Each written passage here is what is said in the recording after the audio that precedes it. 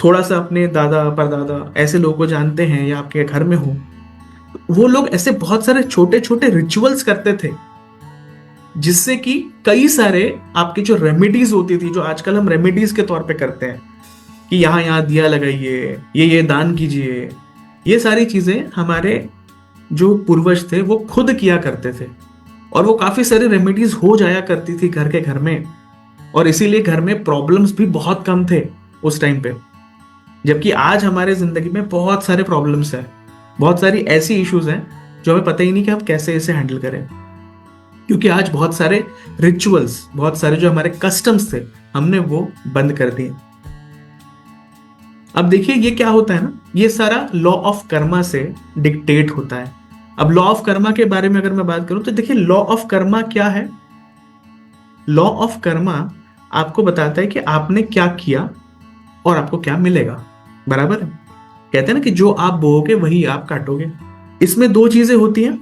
एक चीज होती है कि डेस्टिनी, यानी प्रारब्ध कर्म, या प्रारब्ध जिसे कहते हैं कि जो आपकी जिंदगी में होने ही वाला है, जिसे आप चेंज नहीं कर सकते। और एक होता है हमारा चॉइस, कि हमारा कर्म, हमने क्या चूज किया, हमने क्या सोचा कि हम क्या करेंगे, और जो हमने सोचा, जो हमने चूज किया कि हम ये करेंगे, हमने एक जो डिसीजन लिया कि हम ये करेंगे, उससे हमें जो अफेक्ट आएगा, उससे हमें जो मिलेगा, वो भी हमारा कर्म का फल होता है, राइट।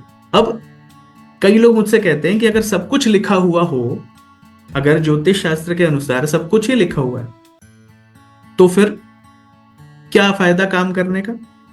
और अगर काम करने से ही सब कुछ होता है, तो फिर क्या फायदा कि हम ये सब माने, ज्योतिष शास्त्र की माने।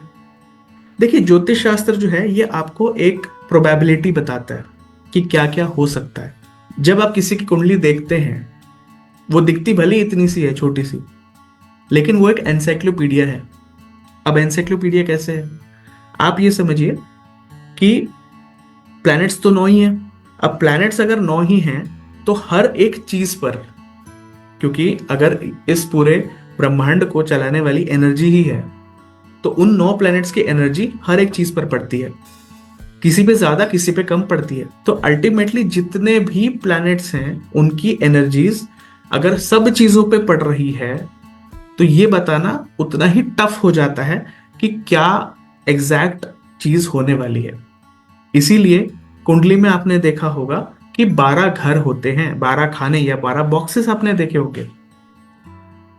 वो 12 बॉक्सेस और कुछ नहीं बल्कि हमारे लाइफ की 12 मेन ऐसी चीजें हैं जहां से हम कुछ ना कुछ डिकोड कर सकते हैं, बता सकते हैं। जैसे कि 12वां घर जो होता है वो मृत्यु का होता है, पहला घर हमारा जन्म का होता है, क्योंकि पहला जो घर है वहां से हम जन्म लेते हैं। अगर हम दूसरे घर की बात करें तो हम खाना वहीं से खाते हैं। तीसरे घर की बात करें तो हम एफर्ट्स लेना वहीं से सीखते हैं। चौथे घर की बात करें तो हमारा घर, हमारा परिवार, उसकी बात हम करेंगे। पांचवा घर हमारे पुण्य के बारे में बताता है, हमारे हॉबीज के बारे में बताता है। छठवां घर हमारा रोग ऋण और शत्रु बताता है। सातवां घर हमारा लाइफ पार्टनर, बिजनेस पार्टनर बताता है। आठवां घर हमें शमशान बताता है, हमें हॉस्पिटल बताता है, पागलखाना बताता है। अगर हम 9 की बात करेंगे तो 9 हमारा लक बताता है, लक फैक्टर, धर्म स्थान जिसे कहते हैं।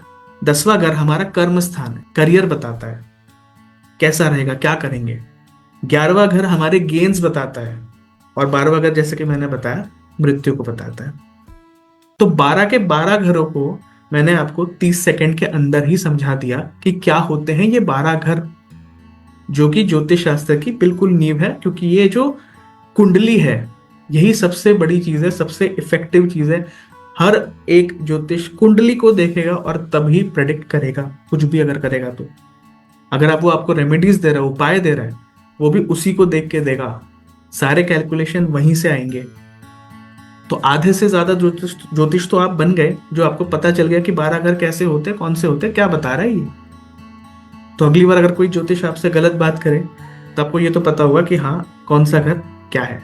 तो इसीलिए जो लॉ ऑफ कर्मा की जो मैं बात कर रहा था, तो लॉ ऑफ कर्मा आपको बताएगा कि आपके प्रारब्ध कर्म, यानी कम से कम 40% आप मान लीजिए कि प्रारब्ध कर्म कि जो आपके जीवन में आएंगे, और 50-60% कम से कम वो होता है जो आप खुद अपने इच्छा से, कर सकते हैं। इसलिए कई लोग कहते हैं ना कि मैंने अपनी किस्मत खुद लिखा।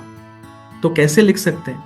क्योंकि वो मेहनत करके, कर्मों को करके, क्योंकि एक कर्म स्थान है ना हमारे पूरे 12 घरों में, एक कर्म स्थान भी तो है।